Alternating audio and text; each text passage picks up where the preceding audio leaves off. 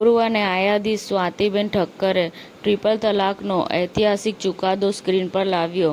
Saira Khan case: ભારતના પૂર્વ મુખ્ય ન્યાયાધીશ તથા આપના નાંદેડ ગુજરાતી સમાજની દીકરી સ્વાતિબેન ઠક્કર હવે સિનેમાની દુનિયામાં પ્રવેશ કર્યો છે. તેની પહેલી film the Saira Khan case એક વાસ્તવિક કેસથી પ્રેરિત છે, જે તેની પોતાની કોર્ટમાં આવ્યો હતો. દિલવાલે દિલ જલે, દીવાને, કયામત, દુશ્મની અને ત્રિમૂર્તિ જેવી ફિલ્મો માટે જાણીતા ફિલ્મ સર્જક કરણ રાઝદાને આ ફિલ્મનું સહલેખન અને સહ-નિર્દેશન કર્યું છે. આ ફિલ્મ 10 ઓક્ટોબરે થિયેટરોમાં રિલીઝ થશે અને તેનું ઓફિશિયલી પોસ્ટર રિલીઝ કરવામાં આવ્યું હતું. હું આપ સર્વેને સ્વાગત કરું છું અને મેઇનલી આજે હું તમને બધાને એક અમારી ટ્રુ સ્ટોરી જે જજમેન્ટ જેના ઉપર અમારી આ મૂવી આધારિત છે, Saira Khan case, on board because of family કોર્ટમાં ગયું હતું. એટલે આઈ થિંક આ કેસ લોન્ચ થયો છે અરાઉન્ડ 14ના અને જજમેન્ટ આવી ગયું હતું in about N years time. તો આઈ થિંક અબાઉટ વર્ષની આસપાસ આ કેસ ચાલ્યો હતો. નેશનાલિટી આઉટસાઇડ નેશનાલિટીની હતી, અહીંયા મેરેજ કરીને આવ્યા હતા. પછી એમના હસબન્ડે જે રીતે એમની ટ્રીટમેન્ટ કરી, પછી એમને ફેમિલીથી જે ટ્રીટમેન્ટ મળી અને જે એમને પ્રોબ્લેમ્સ ફેસ કરવા પડ્યા અને એની જર્ની કે એ કમ્યુનિટીથી કોઈ હેલ્પ ના મળ્યો, ફેમિલીથી કોઈ હેલ્પ ના મળ્યો અને પછી એ આપણા ઇન્ડિયન કોન્સ્ટિટ્યુશનને વધારે ભરોસો હતો. મતલબ ઇન્ડિયાના બહાર રહેતા હતા તો બી એમને ઇન્ડિયાના કોન્સ્ટિટ્યુશન ઉપર વધારે ટ્રસ્ટ કર્યો અને એ અહીંથી ભાગી ના ગયા. એમના હક માટે લડ્યા. એમને એક વકીલ બેસિકલી અપોઇન્ટ કર્યા. વકીલે એમની જર્ની એમના જે બી ફેક્ટ્સ હશે એ જજ સામે પ્રૂવ કર્યા અને ફાઇનલી જજમેન્ટ એમના ફેવરમાં આવ્યો. So it shows a courage of a woman and belief in Indian Constitution. કે yes, Indian Constitution is not biased. Indian Constitution ની સામે તમે ફેક્ટ્સ મૂકો તો એ જે લો છે એ બધા સિટીઝન્સ માટે સેમ છે, whether it's India or outside.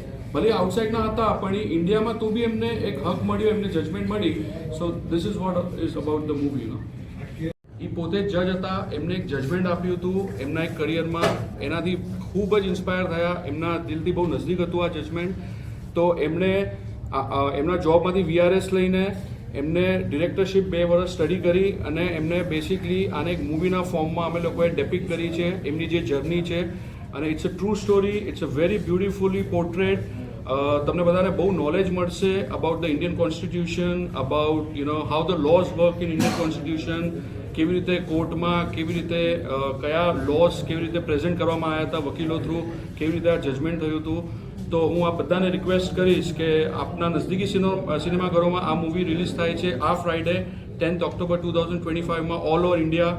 ગુજરાતમાં રિલીઝ થવા જઈ રહી છે, અમદાવાદમાં, બરોડામાં અને સુરતમાં. So I would request all the viewers, બધા વ્યુઅર્સને કે તમે તમારા નજદીકી સિનેમાઘરોમાં જઈને આ મૂવીને એન્જોય કરો. અને આઈ એમ શ્યોર તમે જ્યારે બહાર આવશો તો તમે એક ઇમોશનલ અને એક સ્ટ્રોંગ મેસેજ સાથે બહાર આવશો. And it will touch your heart. એ બહુ ઇમોશનલ અને this will touch deep inside your heart and it will definitely affect the way you think about the constitution and India. And I'm sure તમે બહુ positive અપ્રોચથી એકદમ બહાર આવશો and you will feel very proud about India and its constitution. So you will also feel કે yes, I'm an Indian citizen and I'm proud to be an Indian citizen with this journey. સમાચાર today news ચેનલની team અને જે સત્ય છે તે જ બતાવશે. આપ જોતા રહો સમાચાર ટુડે ન્યૂઝ ચેનલ. ગુજરાતની ધરતીનું ગુજરાતીઓ માટે જ, એટલે કે સમાચાર ટુડે ન્યૂઝ. અમારી સમાચાર ટુડે ન્યૂઝ ચેનલને લાઇક કરો, શેર કરો અને સબસ્ક્રાઇબ કરો અને જોડાયા રહો સમાચાર ટુડે ન્યૂઝ ચેનલ સાથે.